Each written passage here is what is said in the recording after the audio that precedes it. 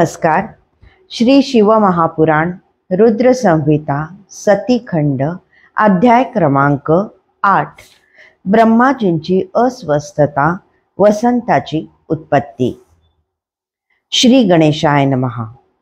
सूत म्हणाले, ऋषींनो, प्रजापती ब्रह्मदेवांच्या मुखातून अरुंधतीची कथा ऐकून नारदांना फारच आनंद झाला. ते म्हणाले, ब्रह्मन, तुम्ही मला सर्व मांगल्याचे निधान असे शिवचरित्र ऐकवत आहात. याबद्दल मी तुम्हाला मनपूर्वक धन्यवाद देतो. आता मी पुढील वृत्तांत जाणून घेण्यास उत्सुक आहे. हे विधी, रतीशी विवाह करून कामदेव निघून गेला. दक्षादी मुनी स्वस्थानी गेले. संध्याही तपश्चर्येसाठी चंद्रभाग पर्वतावर गेली. त्यानंतर पुढे काय प्रसंग घडले? ब्रह्मदेव म्हणाले, विप्रश्रेष्ठ नारदा, तू भगवान शिवजींचा परमभक्त आहेस. त्यांची लीला चांगल्या प्रकारे जाणतोस. मी तुला पुढील कथानक सांगतो, ऐक. मदनाच्या प्रभावाने माझ्या मनात संध्येविषयी कामभावना उत्पन्न झाली. तेव्हा शिवजींनी माझा धिक्कार केला. त्यामुळे मी फारच उद्विग्न झालो. मला क्षणभरही चैन पडेना. मी त्यांच्याशी ईर्ष्या करू लागलो.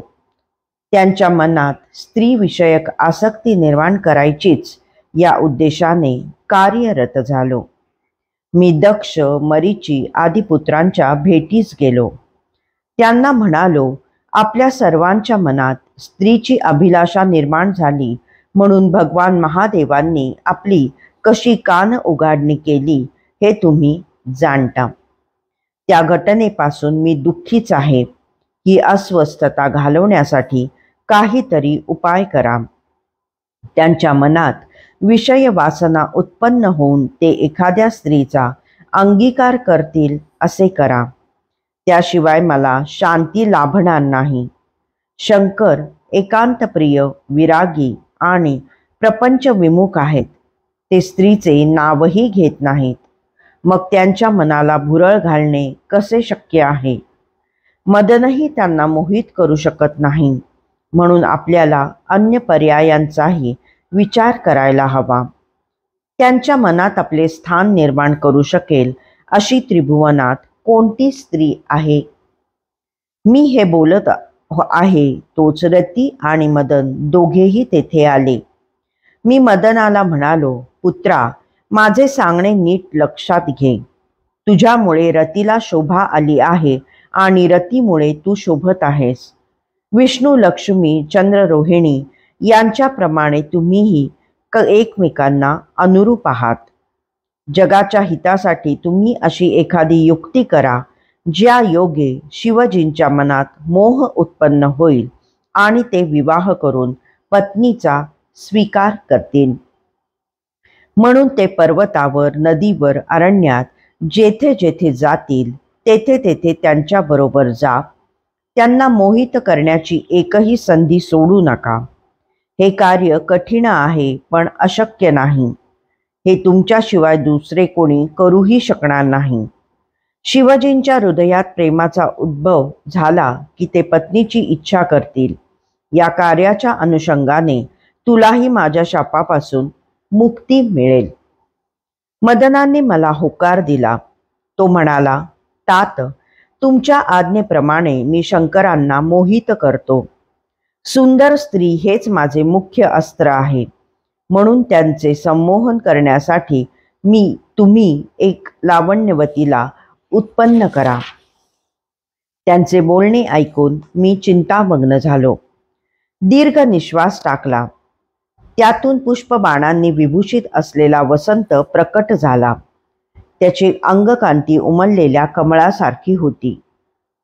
मुख चंद्राप्रमाणे शोभायमान तेजस्वी होते. सर्व अवयव प्रमाणशीर होते. त्याने कानात कुंडले घातली होती. त्याचे स्वरूपच इतके प्रसन्न आणि विलोभनीय होते की कोणाच्याही मनात कामभाव उत्पन्न व्हावा. वसंत उत्पन्न होताच सर्व बाजूंनी सुगंधित वायू वाहू लागले. वृक्ष फुलांनी डवरले. वेली सुखावल्या. सरोवरे व तलाव स्वच्छ झाले. कोकिळ सुस्वर गाऊ लागले. त्याला पाहून मी मदनाला म्हणालो, तुझ्यासारखा सुंदर असलेला हा वसंत तुझा सहचर होईल. वायू अग्नीला सर्व प्रकारे मदत करतो, त्याप्रमाणे हाही तुला सहाय्य करेल. हा जेथे असेल तेथेच लोक रममाण होतील, वसतील, म्हणून याचे नाव वसंत आहे. याच्यामुळे तुला लोकांचे चांगल्या प्रकारे रंजन करता येईल. मलय पर्वतावरून वारे वाहतील त्यावेळेस याचा विशेष शृंगार चालेल. या मित्रभावाने नेहमीच तुझ्या अधीन राहील. रतीच्या 64 कलाही तुला सहाय्य करतील.